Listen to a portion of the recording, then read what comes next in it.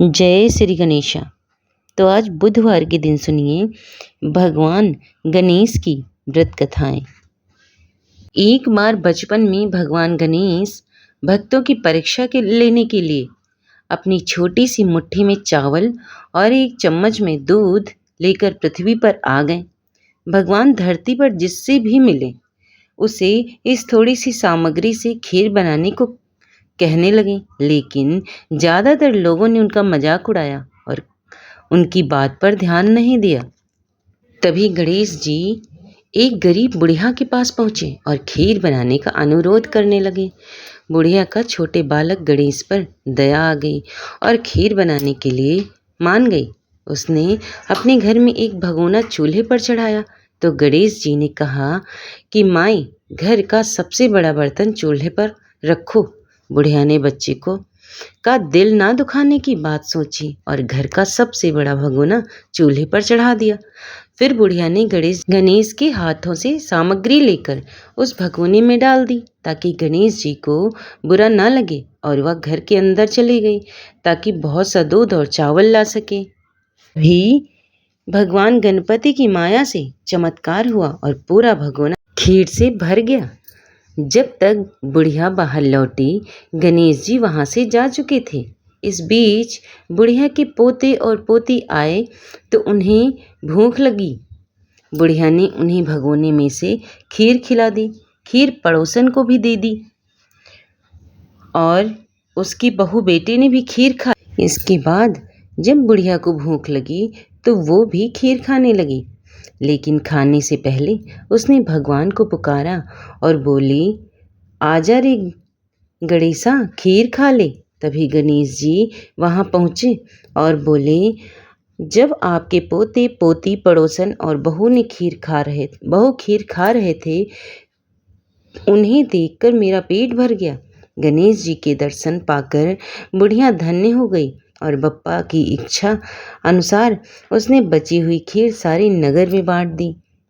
बुढ़िया द्वारा खीर बांटने की खबर राजा तक पहुंच गई। राजा ने बुढ़िया को दरबार में बुलाया। बुढ़िया ने सब सच सच बता दिया।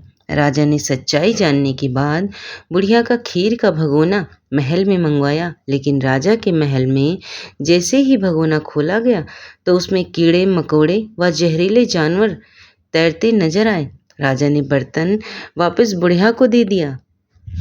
बुढ़िया के घर भगोना फिर स्वादिष्ट खीर से भर गया।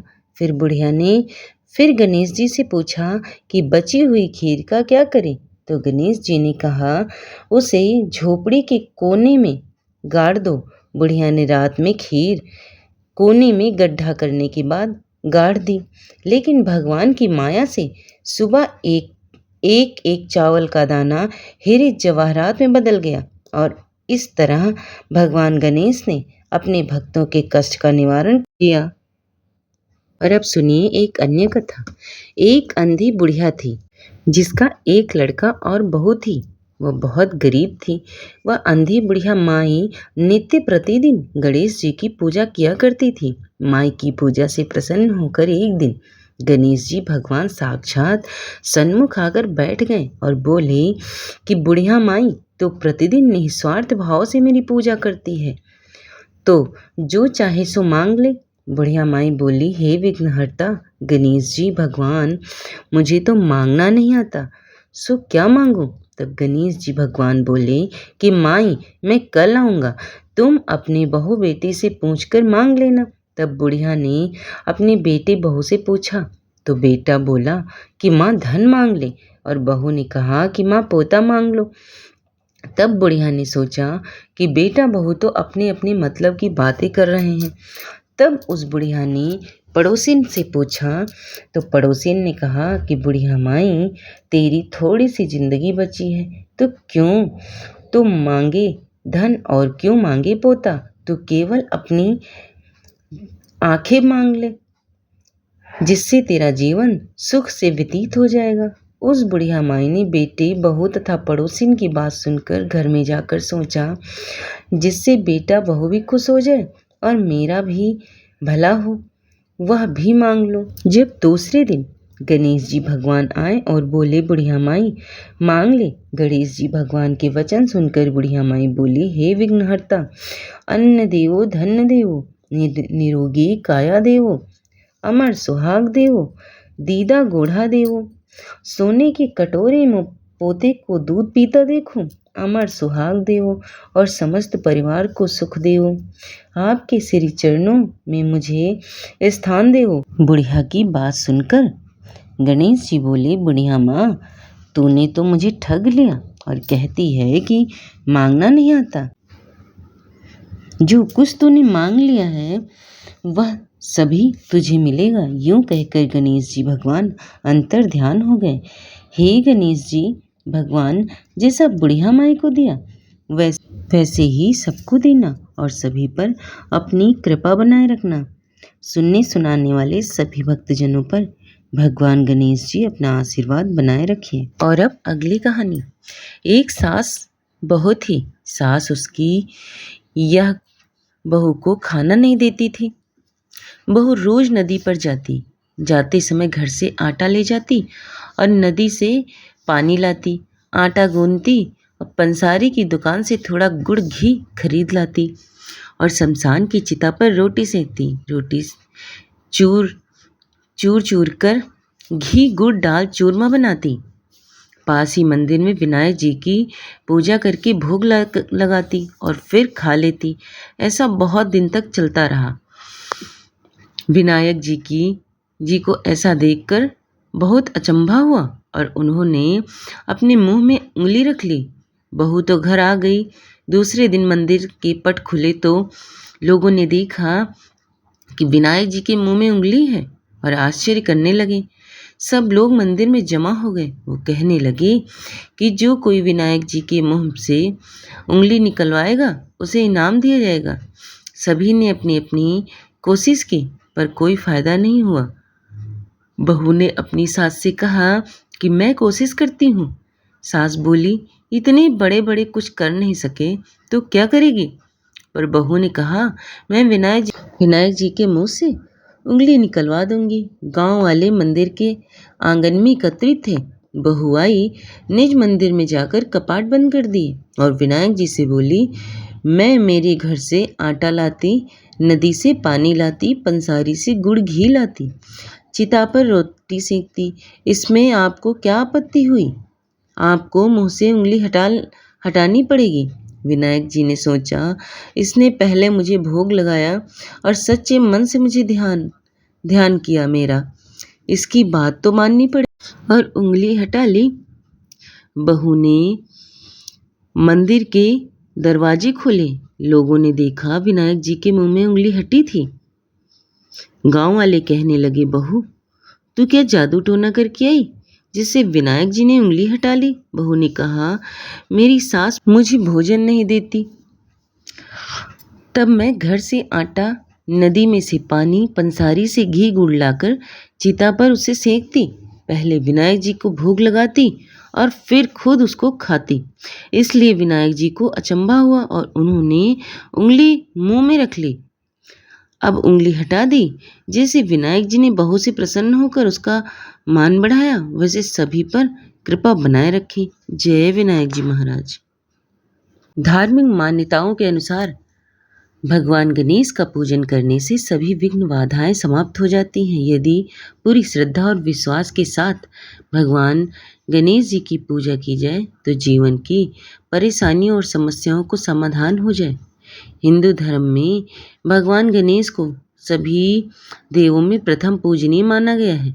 इसलिए किसी भी मांगलिक और शुभ कार्य की शुरुआत से पहले गणेश जी की पूजा अर्चना जरूर की जाती है।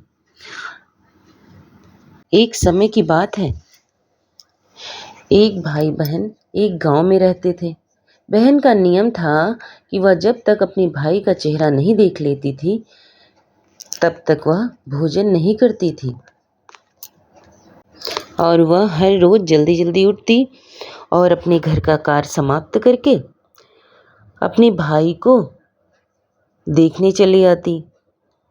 एक दिन रास्ते में एक पीपल के पेड़ के नीचे गणेश जी की मूर्ति रखी देखी। उसने भगवान के सामने हाथ जोड़कर कहा, कि मेरे जैसा अमर सुहाग और मेरे जैसा अमर पीहर सबको देना। यह कहकर वह आगे बढ़ जाती। जंगल की झाड़ियों के कांटे उसके पैरों में चुभ जाते थे। एक दिन भाई के घर पहुंची और भाई का मुंह देखकर बैठ गई। तभी भाभी ने पूछा, पैरों में क्या हो गया? यह सुनकर उसने भाभी को जवाब दिया कि रास्ते में जंगल की झाड़ियों के गिरे हुए कांटे पाँव में चुभ गए। जब वह वापस अपने घर जाए तब भाभी ने अपने पति से कहा कि रास्ते को साफ कर दो, आपकी बहन के पाँव में बहुत सारे कांटे चुभ गए। भाई ने तब कुल्हाड़ी लेकर सारी झाड़ियों को काटकर रास्ता साफ कर दिया, जिससे गणेश जी का स्थान भी वहां से हट गया। यह देखकर भगवान गुस्सा हो गए और उसके भाई की प्राण हर लिए। लोग अंतिम संस्कार के लिए जब भाई को ले जा रहे थे तब उसकी भाभी रोते हुए लोगों से कही, थोड़ी देर रुक जाओ, उसकी बहन आने वाली है। वह अपने भाई का मुंह देखे बिना रह नहीं सकती, उसका यह नियम है। तब लोगों ने कहा, आज तो देख लेगी, पर कल कैसे देखेगी? रोज दिन की तरह बहन अपने भाई का मुंह देखने के लिए जंगल से निकली। तब जंगल में उसने देखा कि सारा रास्ता साफ किया हुआ है। जब वह आगे बढ़ी तो उसने देखा कि सिद्धि विनायक को भी वहां से हटा दिया गया। तब उसने जाने से पहले गणेश जी को एक अच्छे स्थान पर रखकर उन्हें स्थान दिया और हाथ जोड़कर बोली, भगवान मेरी जैसा अमर सुहाग और मेरी जैसा अमर पीहर सबको देना। और फिर बोलकर आगे निकल गई। तब भगवान सोचने लगे, अगर इसकी नहीं सुनी तो हमें कौन मानेगा, हमें कौन पूजेगा। तब सिद्धि विनायक ने उसे आवाज दी, बेटी इस खेजड़ी की 7 पत्तियां लेकर जा और उसे कच्चे दूध में घोलकर भाई के ऊपर छींटा मार देना, वह उठकर बैठ जाएगा। यह सुनकर जब बहन पीछे मुड़ी तो वहां कोई नहीं था, पर वह सोचने लगी कि ठीक है, जैसा सुना वैसा कर लेती हूँ। फिर वह 7 खेजड़ी की पत्तियां लेकर अपने भाई के घर पहुंची। उसने देखा वहां कई लोग बैठे हैं, भाभी रो रही है और भाई की लाश रखी है। तब उसने उस पत्तियों को बताए हुए नियम के तहत भाई के ऊपर इस्तेमाल किया। तब भाई उठकर बैठ गया। भाई बोला बहन से, मुझे तो बड़ी ही गहरी नींद आ गई थी। तब बहन बोली, यह नींद किसी दुश्मन को भी ना आए, और उसने सारी बात अपने भाई को बता दी। यह सुनकर भाई बड़ा खुश हुआ और भगवान गणेश जैसे उस भाई बहन पर अपनी कृपा बनाई वैसे सभी भक्तजनों पर बनाए रखे। और कथा यहीं पर समाप्त होती। और कथा अगर आपको पसंद आ जाए तो चैनल को लाइक शेयर सब्सक्राइब कर लेना। धन्यवाद।